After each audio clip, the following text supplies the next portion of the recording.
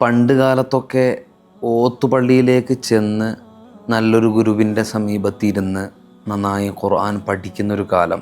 അന്നൊക്കെ ആളുകൾക്ക് അറബി വായനയും ഖുർആൻ ഓത്തും വളരെ സിമ്പിളായി മാറിയിരുന്നു.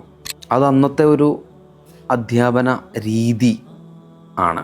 അതുപോലെ പരമ്പരാഗതമായ ഒരു അധ്യാപന രീതിയിലൂടെ ഇന്നത്തെ ജനറേഷനെ പരിശീലിപ്പിച്ചെടുക്കുക എന്നത് വലിയൊരു ടാസ്ക്കാണ്.